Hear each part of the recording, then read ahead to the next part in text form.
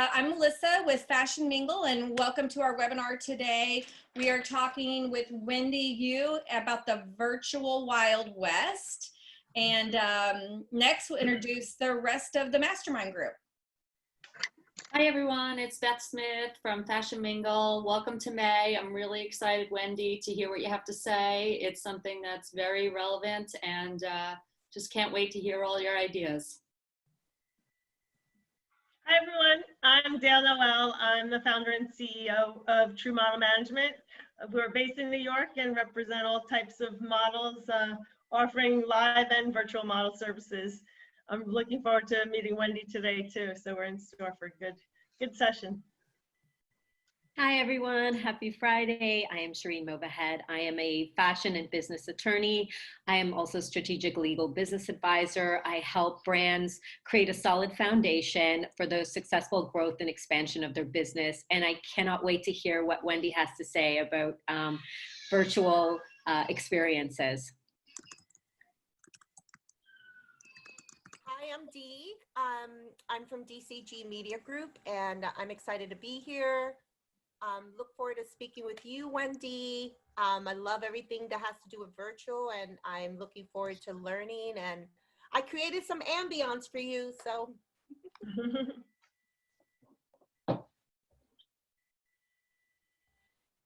else? Who's next? Okay, I'm gonna go. I'm Catherine Schuller from High Tech Moda, Runway the Real Way, and I'm in the pandemic pivot mode. So I'm trying to get my event produced for September during New York Fashion Week, and I'm curious as to how we can go virtual with this because I don't know. This whole COVID thing has really set the luxury of gathering into a whole different trajectory. So I'm so excited to hear Wendy and her thoughts about going digital with the events. Okay, Claire. Oh, we've lost Claire's volume. Can't hear you, Claire. We can't hear you. You hear me now? Yes. Yep. Oh, yeah. Hi, I'm Claire Perez from the New York Makeup Academy. So we have just started doing all of our classes online. So I'm interested to hear from Wendy, you know, any tips or tricks that she's got about, you know, making these classes even more amazing than they already are. So yes, thanks for being with us today, Wendy. Wonderful. And so Wendy Yu is our guest today from Visual Conductor. Wendy, tell us all about yourself. Sure. Hi, everyone. First of all, Mastermind Mingle, thank you so much for having me. I'm so excited to be here with you ladies. So I'm founder and creative director of Visual Conductor, an experiential design studio, and now also newly a co-creator of Dancin', which is a virtual party experiment. And I'm really excited to deep dive with you guys into our explorations in the Wild West of the virtual world. Wonderful. Well, Wendy, thank you so much for joining us, and we're very excited too to talk with you.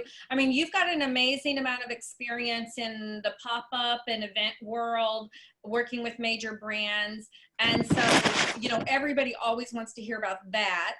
But then we also, you know, you're a very forward-thinking person about, you know, what's next and how can we, you know, pivot our business, you know, your business and all of these other businesses into something in virtual reality in the world that we're living in right now. So why don't you, let's start off by telling us what Visual Conductor is, you know, what led you to create the companies, you know, what your background is, you know, kind of your founder story. Sure thing. So I actually come from a graphic design and branding background. Was doing that for a number of years. As a creative, felt like I could be doing something more and pushing more boundaries. I didn't know what it was. A few years ago, I had the opportunity to work with projection mapping artists. And I think in that process, like doing live events and working large scale in spaces, I got really excited about working with different mediums and collaborating with people to make these grand impact moments. And so I think I was like leveraging, okay, I'm a graphic designer. I'm loving what's happening now. Oh, experiential marketing is on the rise. And married it to fast forward, Visual Conductor was born. Wonderful. Well, and so how many years have you been working in New York City? I have actually been working in New York City for about over 12 years, but I would say I've pivoted to experiential in the last 4 years. Okay, awesome. So I was really impressed with your client list. And if you go to visualconductor.co, right? Correct. Yeah. You know, our the members, our attendees can go to visualconductor.co and see a lot of great photos of the events you've created. Also, of course, on your Instagram. So tell us about, you know, some of your recent clients, what you guys were doing before coronavirus. Yeah, so let's just start there. What was going on that was so great?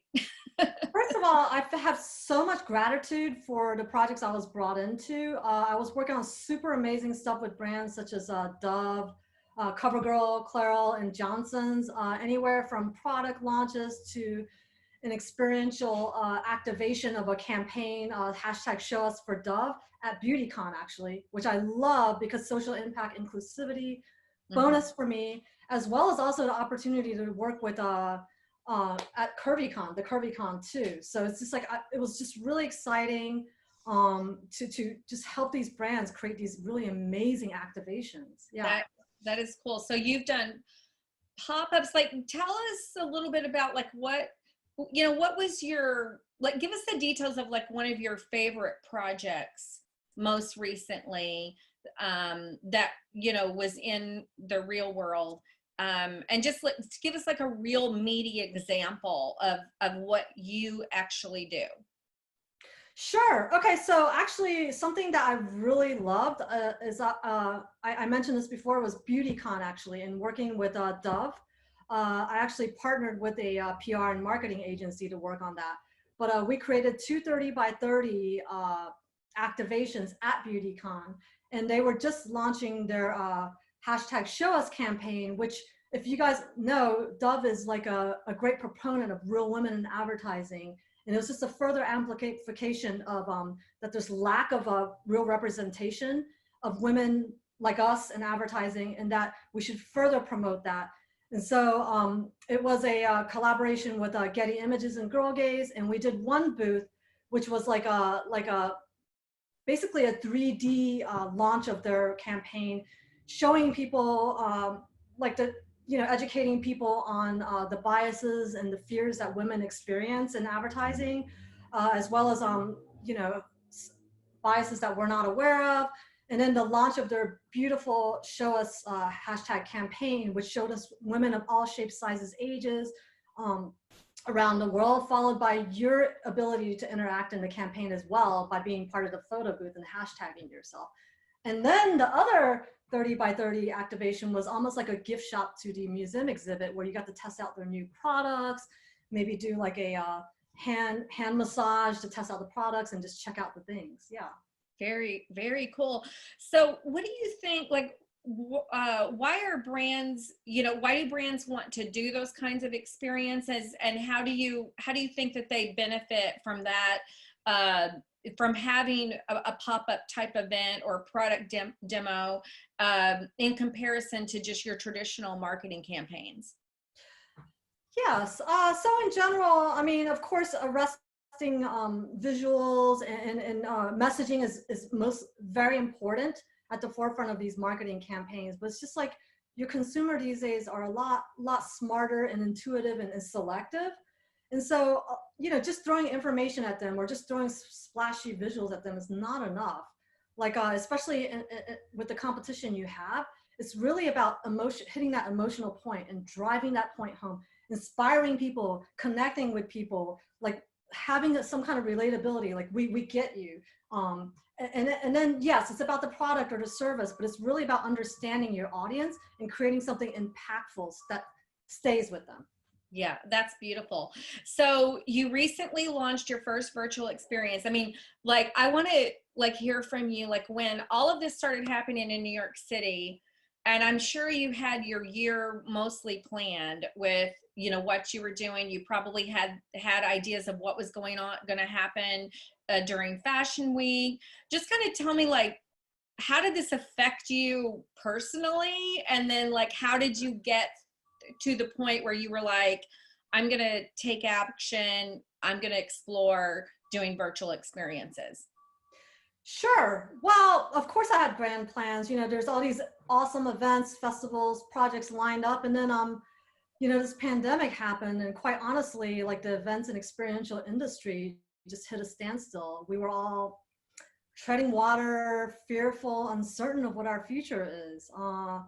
So, I mean, quite honestly, you know, I was flailing for a few days, like mentally, yeah, it hit me emotionally and professionally and personally on many levels, as most of us. Mm-hmm. So yeah, it was just kind of like, what is the future going to look like? And so what I actually did was, ended up the next few days during our isolation was flipping in and out of virtual meetings, social gatherings, because this is how people were connecting now when we have no other choice. And then in that, doing that research and just kind of experiencing these things, I actually realized that through adversity comes innovation and opportunity. And for so long, we've been doing live events and you know, that's how we live life and that's how we explore things, that we actually, the virtual world has been, it was kind of like an afterthought. We didn't think much about it. So I saw this as a great opportunity to actually push virtual events. And as an entrepreneur too, you ladies know, it's just like a roller coaster. And so I feel like my mentality is I'm resilient. This is a tough time, but you know what? Let's make the best of it and do great things, even though it's a very hard time. So then you came up with your first idea for a virtual experience. So tell us all about that. Well, my God, yeah, it was really interesting how it happened. So yeah, it's been interesting. I've been having different brainstorming chats with various creative friends of mine. And an associate and friend of mine, Beth at Meeting Nerd, we were just kind of shooting the stuff back and forth, just brainstorming out loud. And we both landed on something that we were super excited about. And hence, in this time, Dance In, which is a virtual party experiment, was born, where three-part mission. Number one is to bring joy and bring you guys like a fun, entertaining moment in a time when we're all isolated and at home. Just this positivity. Number two, so many artists and musicians, creatives have been impacted financially. We wanted to support those people and showcase these people. And then three, my God, it's a great time to do a virtual lab and experiment in this space. And what perfect vehicle than to bring all of these elements together. And so Dancin' was born. That's so cool. So explain to us what happened on Dancin'. Is there a place where everybody can go and see like a video or something to give us an idea of what the event was like? Yeah, actually, I'm going to share screen in a moment, actually, because there's nothing better to do than to actually feel and experience and get it. But before I do, I just wanted to mention real quick that yeah, the programming was to have DJs as well as feature visual artists, have people dance, but not only dance, but be able to view the art and also be seen. And we also had a really cool costume contest too.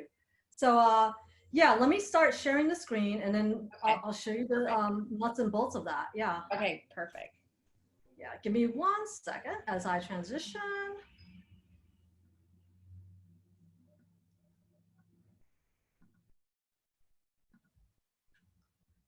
Okay. Can you see I don't see it yet. It says Wendy Yu has started sharing the screen. Okay, give it a minute. Technology. All panelists, you can start. Okay, tell me when you do see it, and if not, we'll troubleshoot, which is part of the whole virtual Wild West. That's technology. Yeah. So far, Do you see it yet? Let's see. It does say that you have control. Let's stop again. Let's share again. Okay, let's try it again. Perhaps it's here we go. I think this may work. Oh, there we go. Perfect. Okay. There we go. All right. Okay. All right, so this is our brainchild, our baby. It's Dancin', a virtual party experiment. First of all, Beth and I dug around and looked at different platforms, and I'll get into it later. We didn't really find a turnkey event platform that showed everything we wanted, so we kind of built our own website. got sexy with the branding, because a lot of these platforms look really corporate and kind of trade showish. So we did that. And then we also had we wanted to make it fun. So we had a theme for our first one, Experiment 1.0, which was a spirit animal where you dress as a spirit or an animal or your spirit animal. And we had this cool mood board to give people ideas. And then here's a look at what the actual experiment looked, felt, and seemed like. So here we go. So you would enter different rooms. There was DJs, there was a virtual photo booth. You had a chance to show off your costume, look at other people. There was video chat. We had 4 different DJs. We had a really cool partner, OutSnapped, which showed us cool things we could do with a virtual photo booth. So it was a lot of fun. But I would love to also show you actually from the standpoint of one of our friends, Tanya, experiencing this event. So let's move on to footage of how she actually experienced it from her perspective. Because to be honest, I was running around on the back end with our staff trying to control everything. So let's experience it through her. Audio is key at a DJ show. We had audio separately. This is a DJ Kima. People were dancing, really fun. And then let's also see Tanya experience it from her standpoint. By the way, she was a badass Nighthawk. Yeah, and she was getting her dance on. So yeah, it was a lot of fun. So this is what partying looks like at this moment. Yeah, that's true. Yeah. That's awesome. That's amazing. And so how many people did you have participate? Let's see. Okay, so this was Experiment 1.0. We did have less than 10 days to promote. I believe we had a total of 77 people attend. That's great. That's fantastic. Well, and you sold tickets to this. And so, and that's, I think, something that a lot of brands are like, wow, is that even possible to sell tickets? How did that go?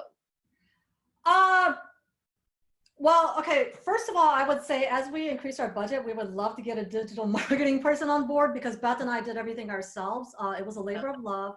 Yeah. We did Facebook, Instagram ads, and it was just honestly, we also debated because a lot of people are throwing free events or donation based only. I think one of our driving forces was that we do share our proceeds with the artists and creatives involved, as well as the back end tech people who are ideating in the space, so that we can kind of perfect that technology. So that's our justification. It's we understand it's a hard time, but we also want to support our artists too. Right, right. Well, and I mean, and I think that the public has to be willing to, you know, to pay for entertainment and support, you know, what they're engaging in, because I mean, we don't know how long this is going to last, and this could be our new reality. And businesses have to survive. So I think it's great that you were able to sell tickets. And, you know, do you feel, is there anything, like, I know you're doing your 2.0 version. Is there going to be any major changes in how you do the ticket sales or the advertising? I think that remains to be seen. Okay, first of all, more lead time. We have a few weeks before the next event, so we'll have more lead time. Like I said, we got super ambitious and threw it together. I mean, we were doing... It really looked fun. Thank you. I mean, marketing wise, we only had 10 days, so we'll have more lead time. I think we'll be experimenting. We may bring someone in with digital marketing to help us amplify. But yeah, it's really, we're just getting ourselves out there. We're building our audience. And so we're hoping to, it's a grassroots movement. It's really, it comes from a place of love. It's not just about, yeah, it's really, it's a mission. It's about love. And I think that's part of what's going to drive the experiment. Yeah, well, it's fantastic. Now, I'm sure, you know, because this is your realm, you know, what are you thinking in terms of, you know, how, like, if we can get back, you know, some parts of the United States and some countries are getting back to, you know, trying to get back to normal. Do you have any idea in your head about how events are going to have to conduct themselves in order for people to feel safe from coronavirus? Have you put some thought into that?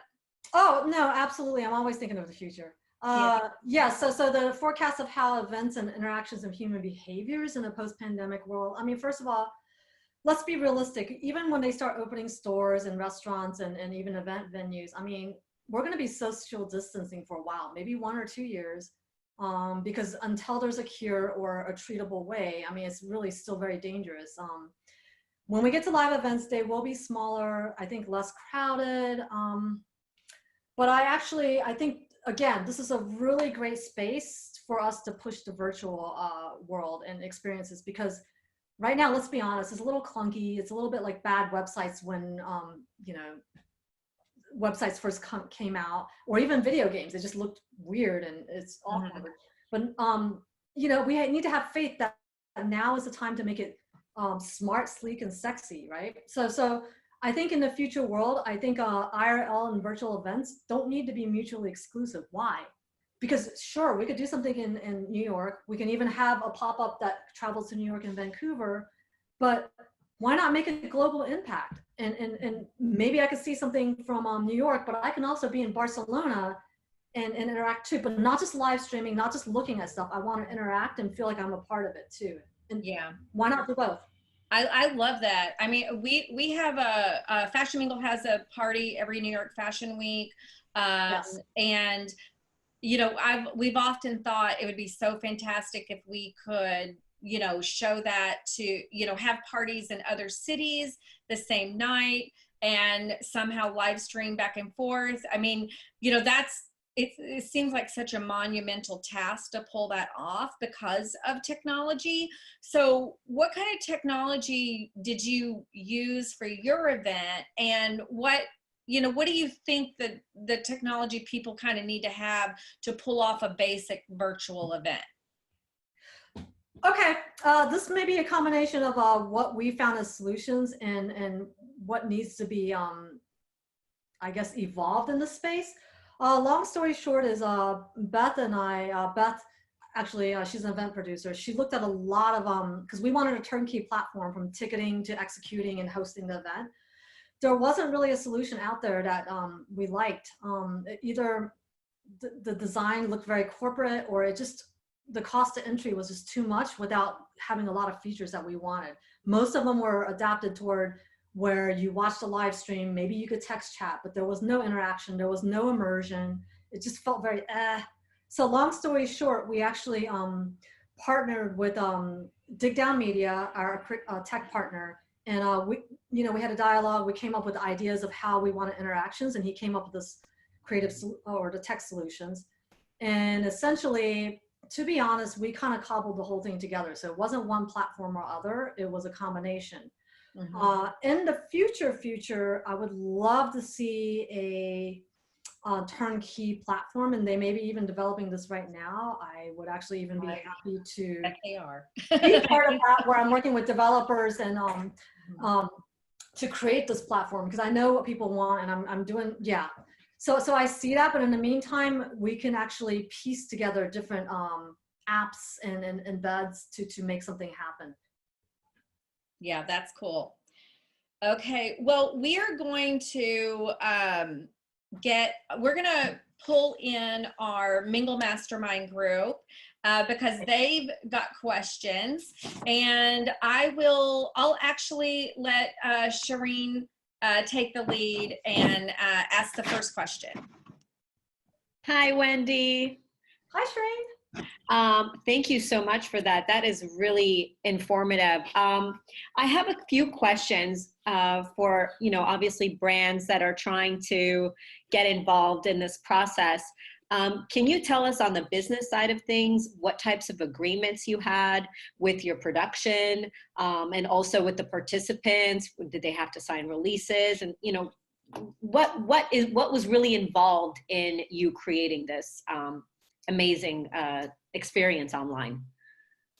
Okay, specific to dancing, I have to tell you, to be transparent, we will probably be fine-tuning that, because this is more of a passion project that could morph into a case study for real-life uses. So we're still hammering the logistics with that. Certainly coming from a live events background, there would be some legalese or adoptions from that, as well as also navigating right now. So we're going to still be figuring that out. I think for our first round with this experiment, it was just more of a passion project and people volunteering and getting involved, and then being able to pay the talent too.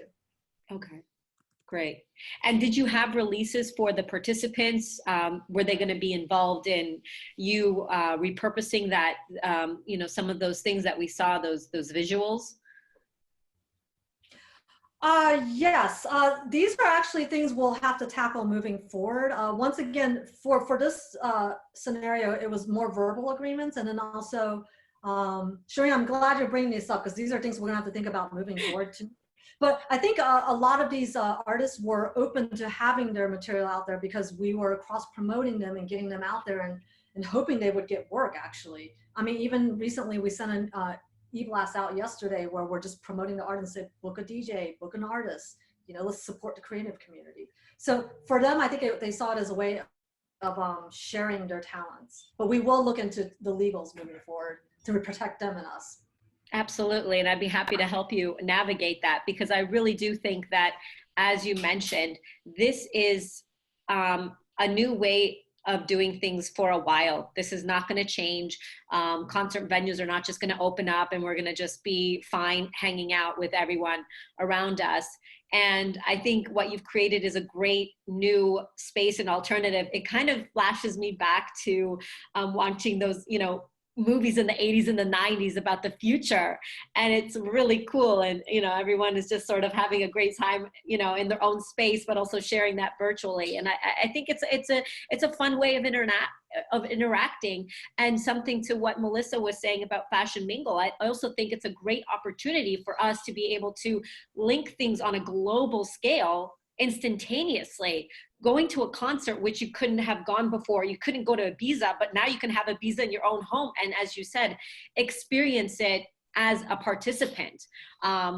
But yeah, I mean, obviously with that will come, you know, legal issues, especially for me, you know, protecting those who are, you know, signing waivers as you would in a reality show or something where you're going to be using that, you know, your clips for promotional purposes, and also for the artists, you know, protecting their trade name and their trademark, and you know, hopefully getting profits from this as well, as these events become bigger. So yeah, there's definitely a lot to think about, but I really think that you guys have really started something really cool. Thank you, Shirin. I also want to add real quickly, yeah, thank you for bringing these things up. These are definitely things we'll have to navigate, but even like music licensing, when these DJs are playing these mix, like if you're on YouTube, it's like we have to be wary of those things. So thank you for bringing this point up. As we work with, you know, from passion project to actually working with brands, we definitely have to address these.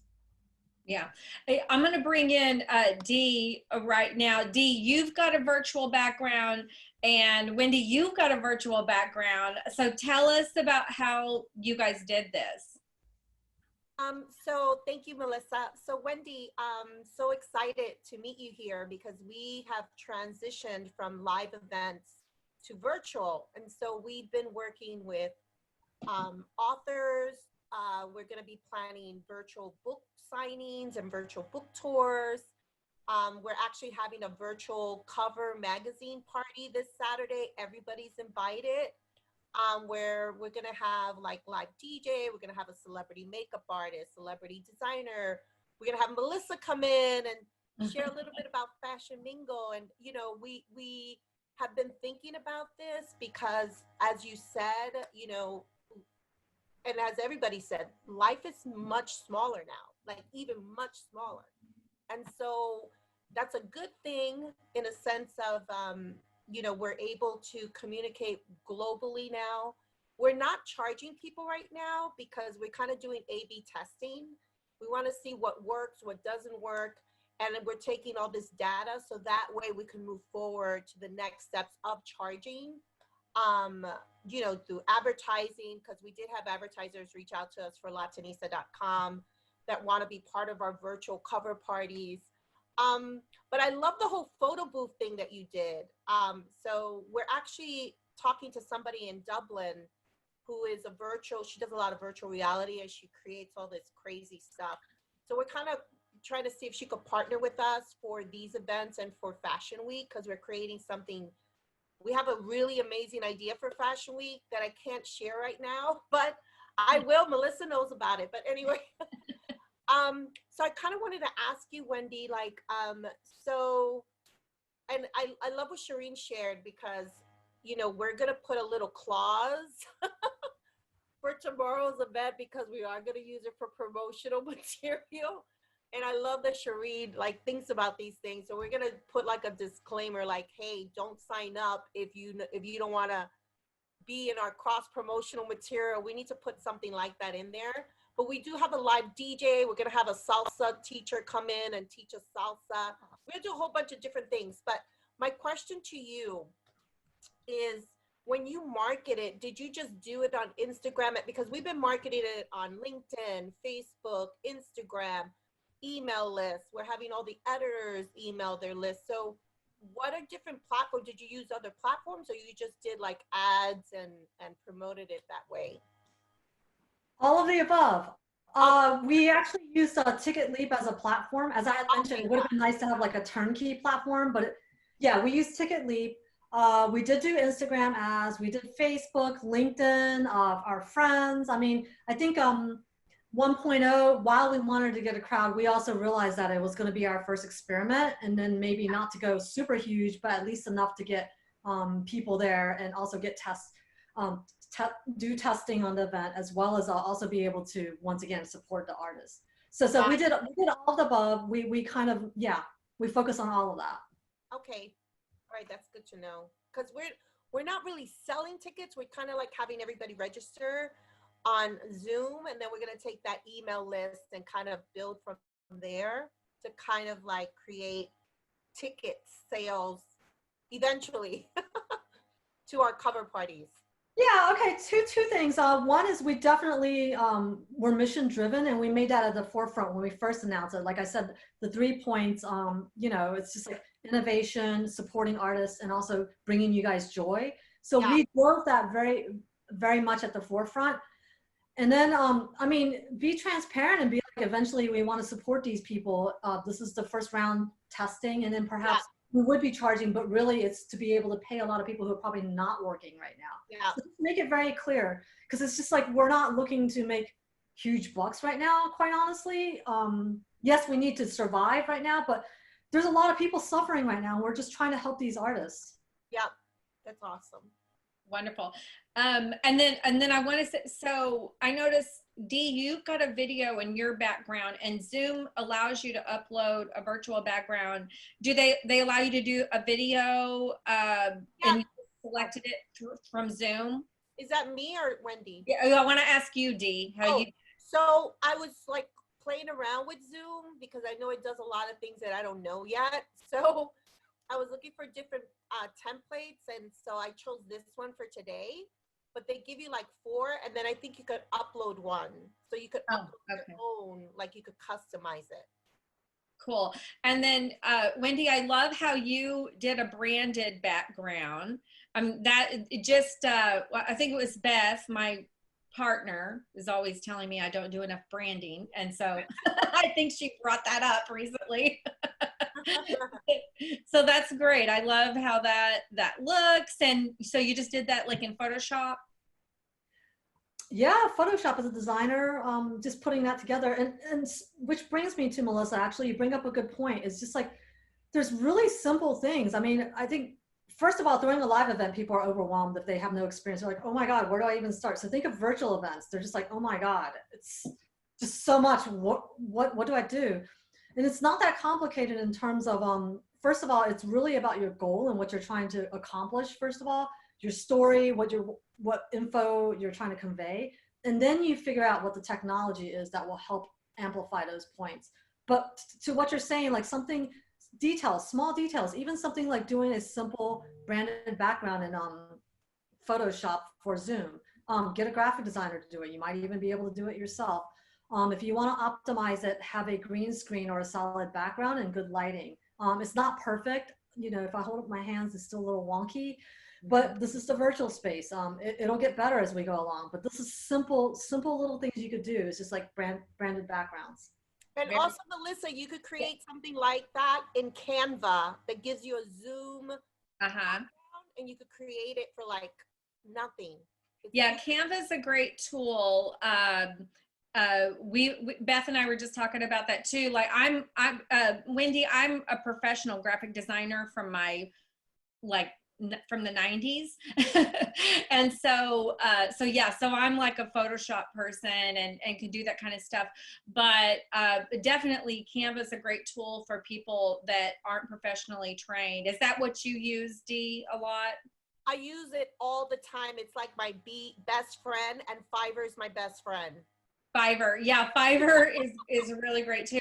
I use for a lot of stuff as well. I use Upwork if I need to hire someone with specific skills. So I really recommend that because I mean our entire Fashion Mingle platform has been built by 2 developers in India. You know, like I pay one of them $15 an hour and one of them $9 an hour, which I feel super guilty about, but that's actually like a good living wage over there.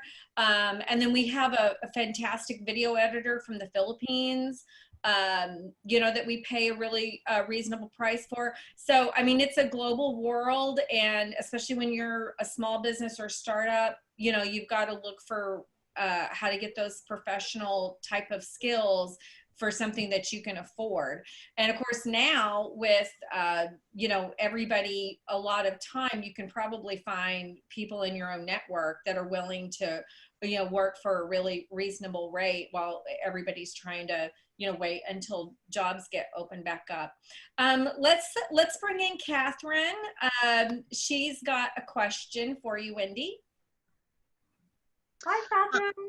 Hi. We're working on some exciting stuff we'll talk about later. Yeah, I wanted to bring that in because I think we're working on the UN summit that we're doing for Global Ocean Day. It's June 8th. So the UN is having this incredible conglomeration of talent and executives and everyone from the wet world, from the water world in, and we're going to, the thing that we're talking about, and this is something to consider with the virtual thing, is how to make it visually stimulating so that people stay with it, because it's not just like your dancing was an hour, okay, or 2 hours, okay, we're having a week.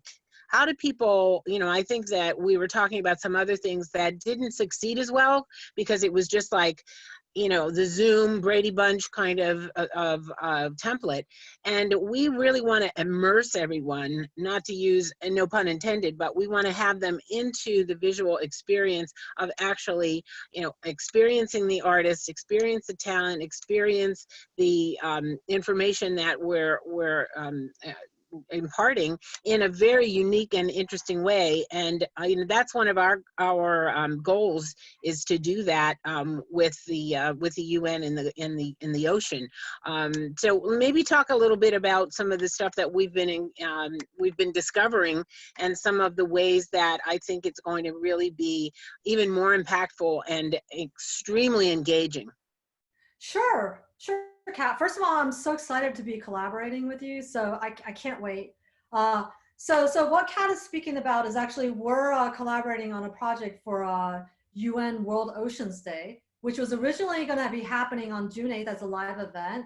And, you know, as with everything, it's pivoted to virtual. So a lot of us creatives that are helping to support and amplify World Oceans Day are now left to our devices to create something virtual.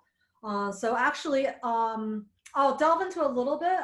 We are still fine-tuning details, but we are creating this really exciting virtual experience, which will include an immersive fashion show.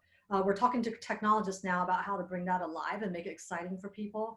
There might be some gamification, as well as a panel discussion with, I think we're starting from a standpoint of fashion and creativity and how those industries are ocean friendly. Or ocean sustainability, how it plays into what they do. But then also bring in a scientific perspective. But anyway, we definitely want to do something as well where maybe while the panels speak, it's immersive as well too. Maybe there's content behind them. It's just, as Kat said, you know, there's a short attention span online. A lot of us are getting Zoom burnout, and it's just like, we could easily be emailing and not pay attention to the screen. So our goal actually is to create something really arresting that stop people in their tracks. And not on top of that, because we're doing social impact and we're trying to say something to the world, actually. So I'm excited. We have a chance to globally make an impact. Art and creativity has always been a way as a vehicle to drive home those ideas. You could throw a bunch of stats at people. You can tell them numbers, facts, whatever. It's not going to hold unless you do something memorable with that story to tell people that. And so this is what Kat and I are developing. We're really excited about it. I think tentative the date is June 5th on a Friday. We're supporting UN World Oceans Day on this initiative. Now it's a week. It's a week now, but the morphing into a week. Yeah, but we're part of the lead up of a week to support this initiative.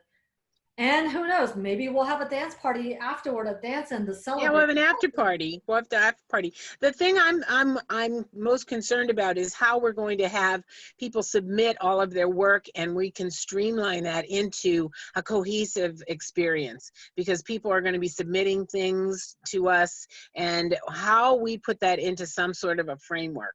And that's what I think everyone's really going to be curious about in terms of virtual, because you just can't throw it up there.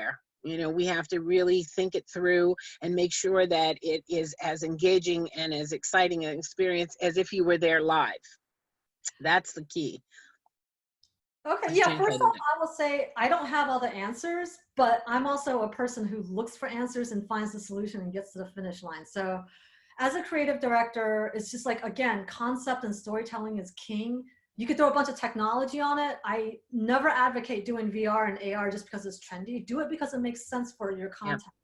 Yeah. So honestly, I'll be looking at all these submissions from artists, creatives, panelists, and then thinking of an overall way to streamline it and bring it in and make it user-friendly too, because it's almost like a symphonic performance where I don't want to be encumbered by the technology. I don't want to be like, okay, there's a couple cool moments, but what is this crazy song I'm hearing? I want to see a performance and be like, oh my God, I am so moved.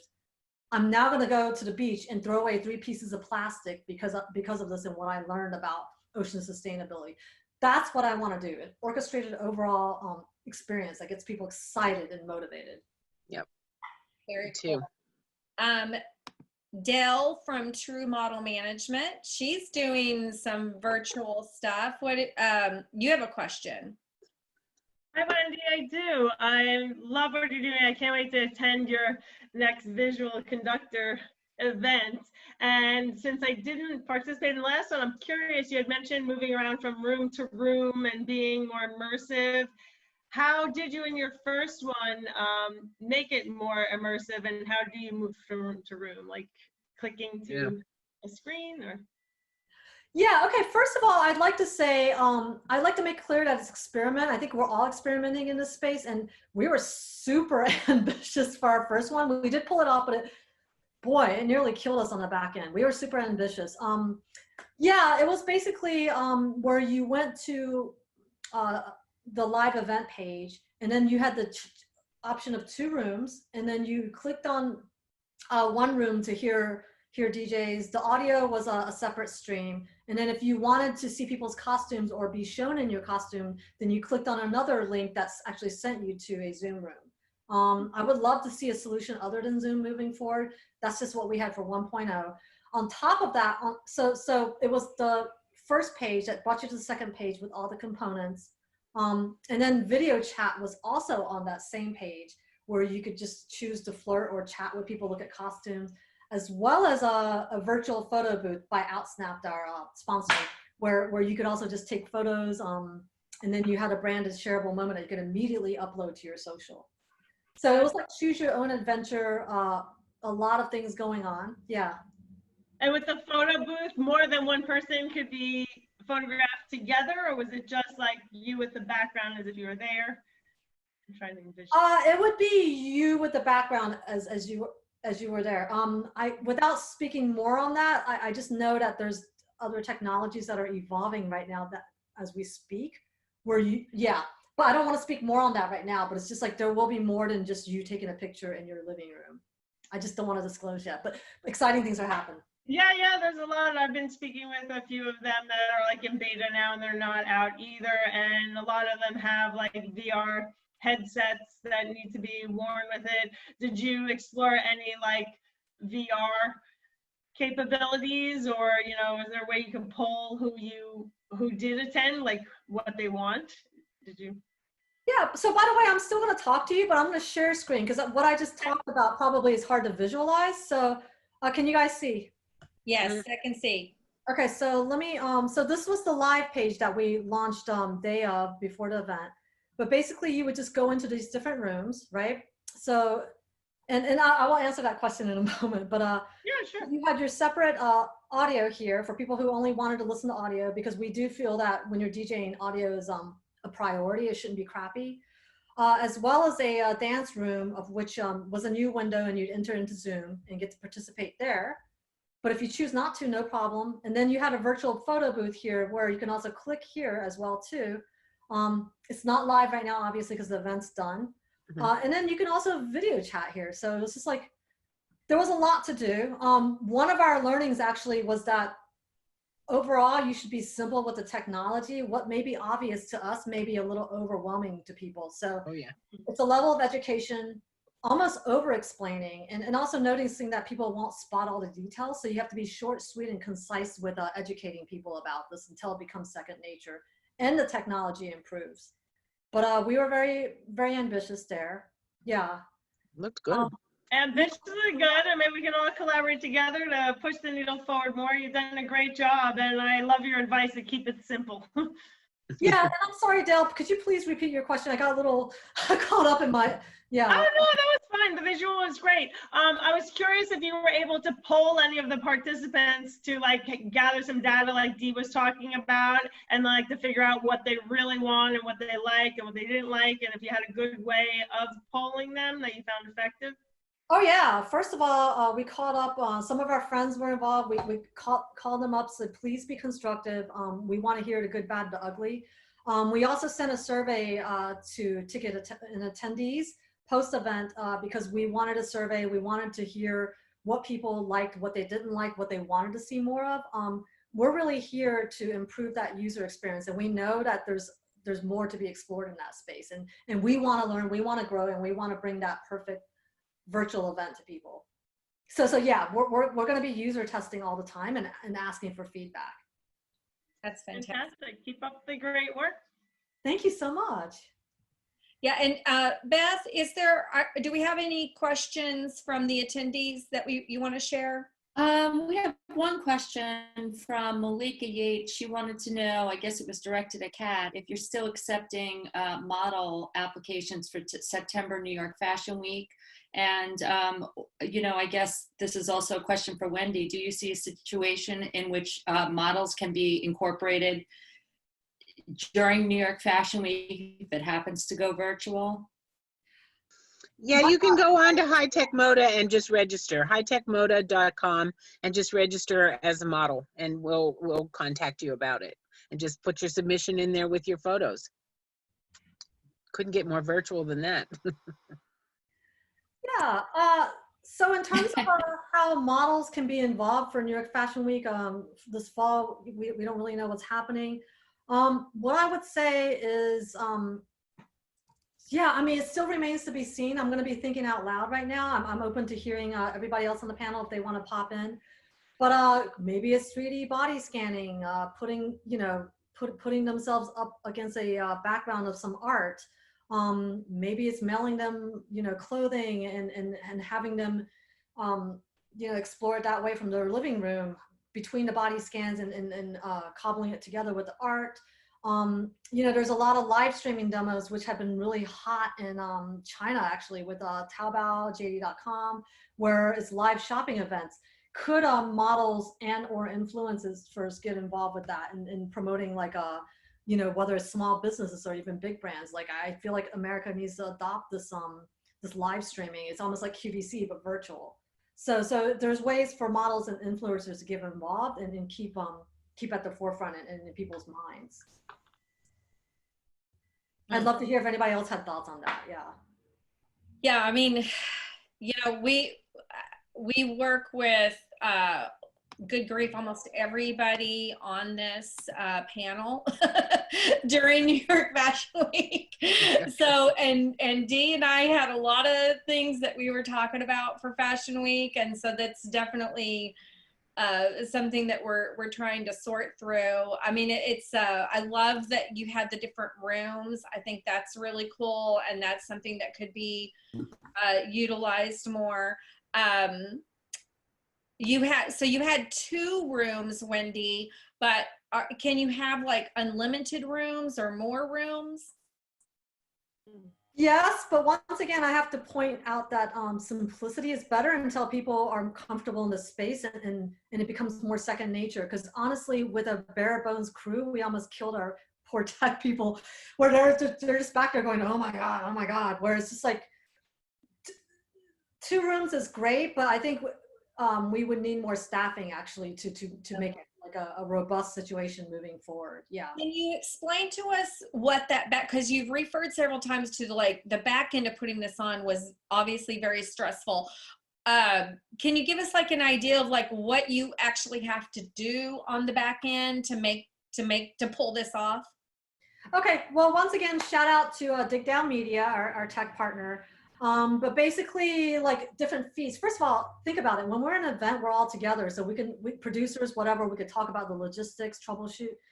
When you're in a virtual space where everybody's in a different location, maybe even a different time zone, like being able to have communication and you're like, oh God, I can't get them on Zoom. So, oh, I got to call them. No, I got to Instagram them. So getting comms together, also being able to sync to different DJs, also being able to sync to different visual artists and having everything synchronized.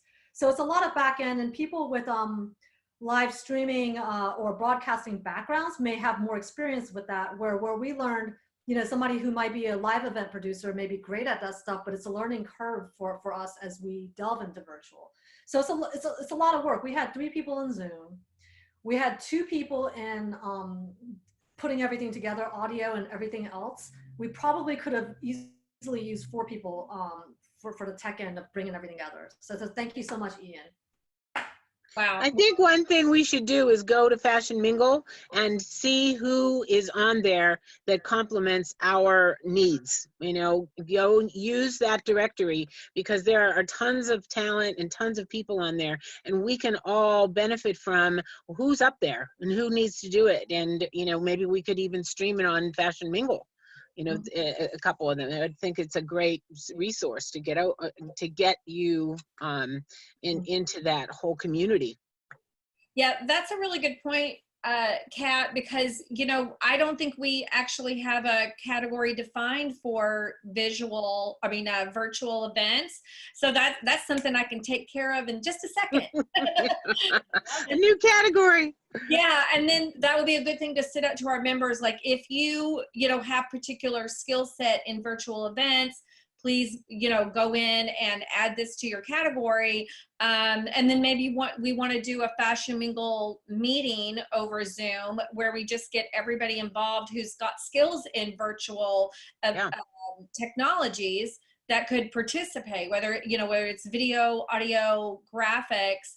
And then, we can crowdsource some of these issues that Wendy's had experience with and maybe come up with some new solutions. I love it. Fantastic. I want to get in Claire, who is the owner of New York Makeup Academy, because you're actually doing online courses right now. Claire had New York Makeup Academy is located in Manhattan, and she's always had in-person classes, and so she very quickly pivoted to online. So I just wanted to bring you in and see, like, if you have any questions for Wendy, but then also just kind of tell us how that's going with converting to online classes. Yeah, so the online classes are going really, really well. I wanted to ask Wendy if she had any tips or tricks for making the class. I mean, the classes are really interactive, they're live. We're doing quite small classrooms of about 6 to 8 per class. But, you know, it's always great to have more fun learning. You know, if there's anything that you could recommend that could, you know, enhance their learning, you know, ability, I definitely want to incorporate the background that you have, because I think that's amazing. But yes, if you've got anything that you could share to kind of, you know, maybe spruce up these classes or make them, you know, a bit more interesting than what we're already doing, that would be great. Yeah, I think instructional is great. Before and afters are great, but make it fun. Make it like maybe there's a theme. Maybe it's summer beach look. You know, once again, maybe there's emails ahead of time. It's just like maybe there's a cocktail that you can also, you know, it's like a cocktail makeup session. Maybe not too many cocktails, but you know, that goes with the beach theme.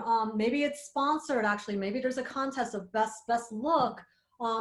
Once again, virtual photo booth is a perfect way to be branded about it while also getting your, you know, yeah, sharing on social, making it easy for people, but also making it fun and a game.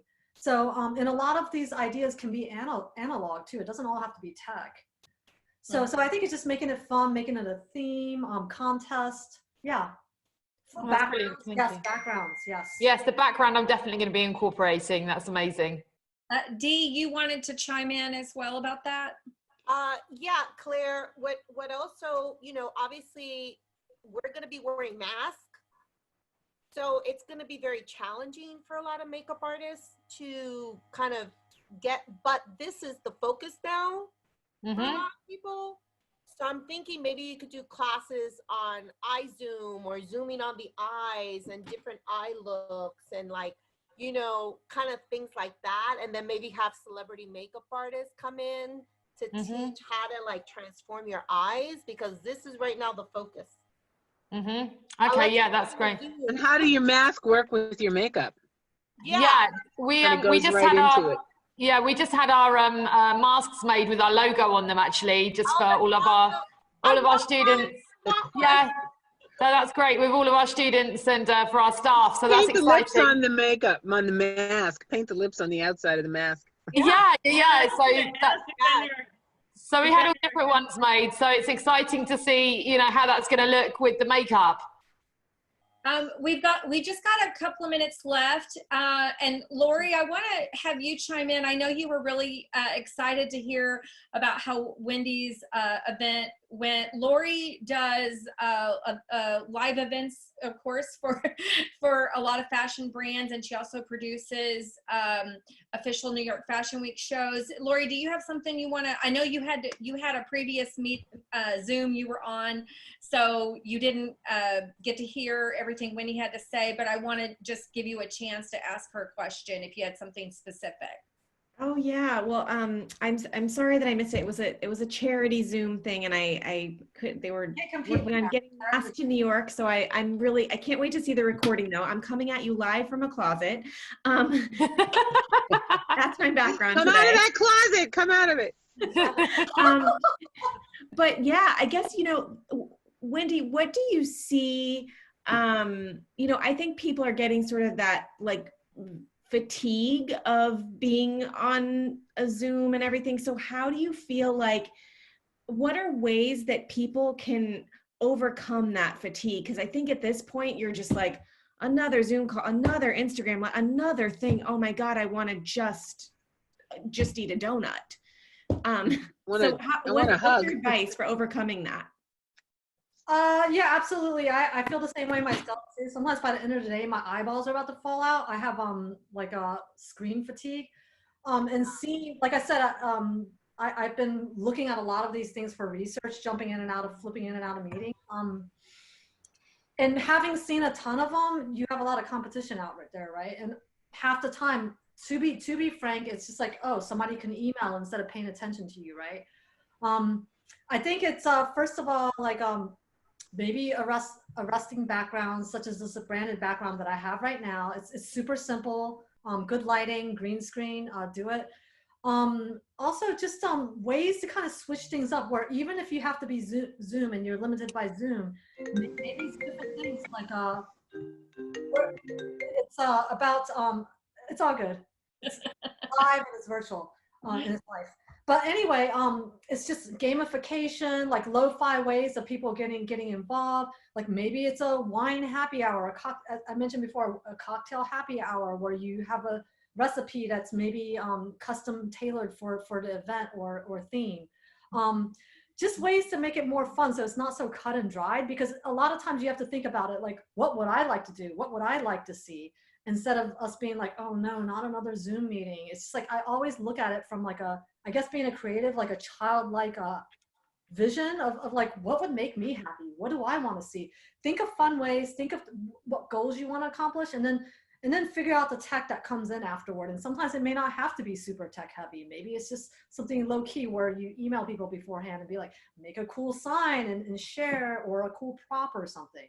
Oh, that's good. A call to action for people to get involved. That's a great idea. And I think you just hit the nail on the head for people, which is, what would you want to see? Like, I feel like a lot of people are just talking to talk, and asking that question, what would you want to see? That's such a great nugget. And I think the interactivity, that's also a great nugget. And Wendy, Lori is the one who suggested that we send the fabric swatches of the ocean fabrics and the new sustainable fabrics to the editors ahead of time so that they look at it and they can have that textural kind of experience and come on and talk about it. So we reach out to them beyond the screen. So thank you for that, Lori. Oh, I'm so glad. I hope you guys do it. Well, hey, we've got to wrap up. I wanted to let everybody know on the attendees that are on chat. We'll go through everybody's chat to see if there's any connections that we missed that need to get made afterwards, or any questions you have for Wendy. Also, Wendy is offering a 30-minute consultation. Wendy, you want to tell us like how people can connect with you and about your promotion? Yeah, so two things. First of all, I know it's been scrolling, but that's another thing. I would love to see a more user-friendly way of conveying information other than chat scrolling through and losing stuff in translation. That's another story. But I put my email down, whu@visualconductor.co. That's the best way to contact me. I have two offerings I'm giving right now. One is essentially a complimentary 30-minute virtual events consultation. If you're thinking about pivoting, even if it's just advice to help you during this time, like simple things, or if you're doing a full-blown thing and you got to pivot from live to virtual, I will address all spectrums. Happy to give advice and support. The second thing is Dance and Experiment 2.0 is happening May 23rd, save the date, costume theme TBD. I would love for you guys to join us. We're running a promo where the first people, I'm gonna actually copy and paste again. The first 30 people to register from the webinar will get $5 off tickets to this experiment. The code is Fashion Mingle. There's a link, and I mean, quite honestly, we're running an early bird right now. If you get in there soon enough, you can get a free ticket. So I'm just telling you. Is there an age requirement? No. Oh, are you kidding me? It's family friendly. Inclusivity. Like kids would love to dress up in costumes. Yeah. I think my 3-year-old will want to be there, so I just wanted to shoot. It just might be a little late at night for them, but maybe if you gave them an exception and let them take a disco nap. Yeah. Not with a 3-year-old. You tell them there's a costume party, they'll be there. No, everybody's welcome. Yeah, as long as they're still up. Yeah. That's wonderful. Well, thank you so much, Wendy, for your time. We got such an amazing amount of ideas and information from you. Thank you, everybody on the Mingle Mastermind group, and all your amazing questions. And we will be putting out all of Wendy's tips on fashionmingle.com. If you are not a member of Fashion Mingle, you can sign up on the homepage, and then you'll have access to all of the additional content that we're going to provide you from these webinars. So thanks for everybody for coming, and we'll see you next Friday.